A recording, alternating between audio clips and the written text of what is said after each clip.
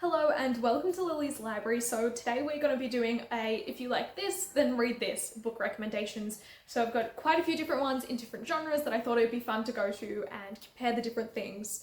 And if you like the first books, then you'll probably like the second.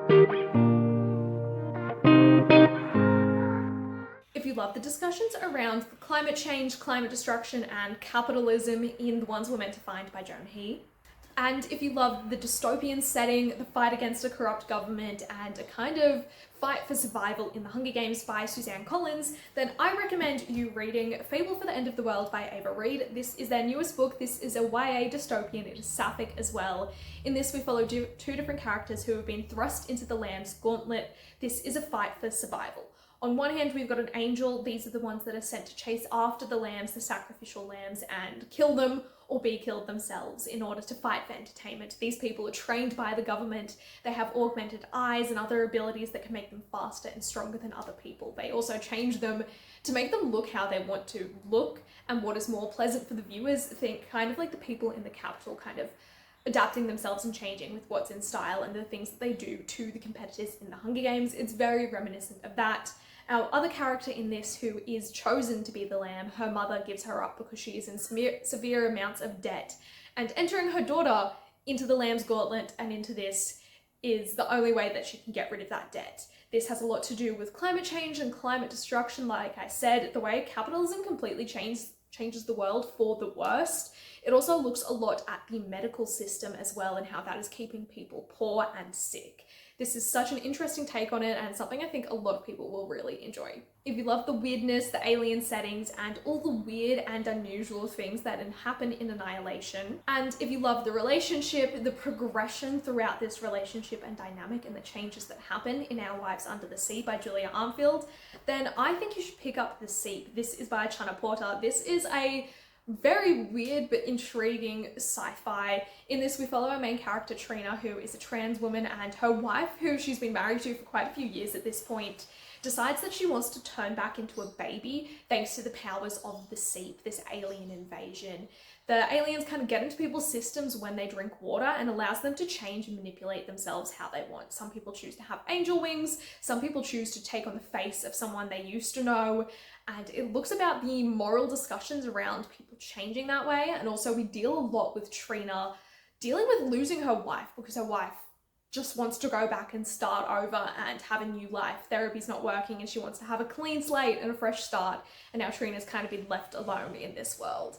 It's a very interesting combination, I feel like, of some of the things and themes that happen in both Annihilation and Our Lives Under the Sea, and it's very interesting. Sticking with kind of weird things, if you love the discussions around humanity, animals, humans, just eating people and animals as well, and what happens when humanity goes too far and whether they lose that touch with humanity in Tender is the Flesh, then I recommend, honestly, pretty much all of Sayaka Murata's books, but specifically Life Ceremony and Vanishing World. Life Ceremony is a short story collection. We've got quite a few stories that look about human life being used to its fullest. We've got stories where no part of a person goes to waste, their hair is made into sweaters, into furniture, their bones are carved into furniture as well.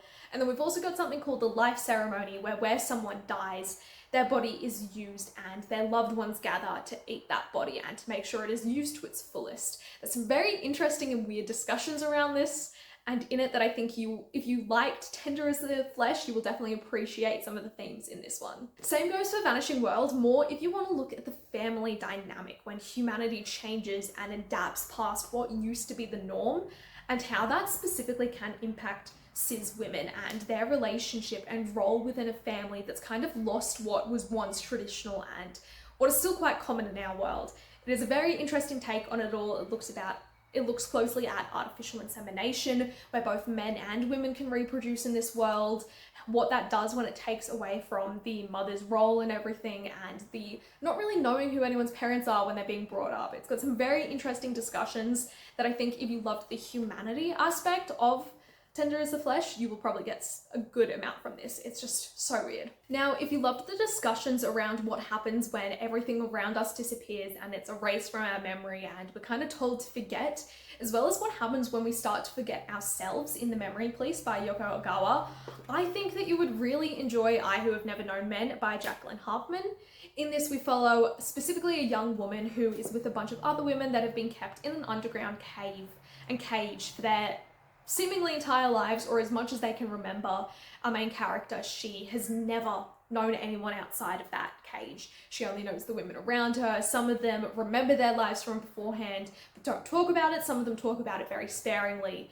But it looks at being brought up in this very isolated place away from everything and never actually knowing anyone besides those few women around you and never having interacted with men. It looks a lot as well at them getting out and what happens then and what the world is like.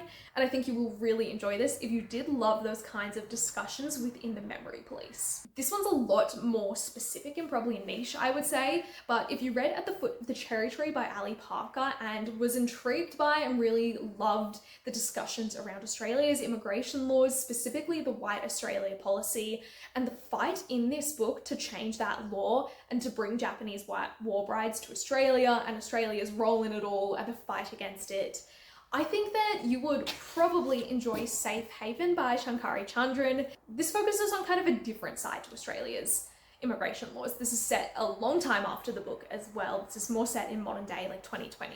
This one specifically focuses on asylum seekers. In this, we follow a nun who has come from Sri Lanka and was fleeing, and she ends up living in this very small Australian town. And she speaks out against these things that she has witnessed at immigration detention centres. She is on a safe haven visa, so as part of that role, she goes to immigration detention centres to talk to people that are still stuck in those centres, to talk to them, see what they need, see if there's any support, that kind of thing. But when she speaks up about the conditions of those people and some of the things that those people are facing, especially young kids in those settings, she ends up getting thrown back into immigration detention herself. And we go through this journey of trying to find out what's happened to her, what's happening with the people around her, looking at Australia's policies as a whole and just how messed up they are. But I think if you'd enjoyed that little glimpse of it in At the Foot of the Cherry Tree, you would get a lot from it. If you're looking to learn more about Australia's immigration laws, I would also highly recommend both of these books because they do quite a very good job at explaining it, especially if you are not Australian yourself and don't have a lot of knowledge on this. But Safe Haven is more of a mystery, but it is still a very engaging and beautiful work of Australian fiction. And finally, if you love the mystical and whimsical vibes of any T. Kingfisher book, but specifically things like Nettle and Bone, and just love the different character dynamics and the way they kind of get those band of misfits together, then I think you would really enjoy Thistlefoot. This is by Jenna Rose Nethercott. In this, we follow the Yaga siblings, who are descendants of Baba Yaga, and after their relative dies, they end up inheriting this walking chicken house, and it's kind of going on the journey and the trouble that they get into along the way with it. So we've got this creature from somewhere else that has been hunting them down and hunting this house down forever, and it's now come to the US to try and track them down. We've got theatre and ghosts and whimsy, and it is just so much fun. I think if you love the whimsicalness of T. Kingfisher books, you would honestly really enjoy this. Just Jenna Rose Nethercott and T. Kingfisher are such complementary authors. I feel like they just go so well together. But that is it for all of my little recommendations today. I thought this was a bit of a fun thing to do. I would like to do more of these, but I feel like my brain can never think about things unless I'm reading it in the moment and I'm like, oh, this reminds me of that. So maybe I'll do more of these in the future. Let me know if you do want to see more of them, and let me know as well if you have read any of the books that I've spoken about in this video, and if you've read the one that I recommend that is similar and what your thoughts are and the similarities, or if you have any other recommendations that go along with these or your own. But that is it from me. Make sure you like, comment, and subscribe, and I will see you all with a new video next time. Goodbye.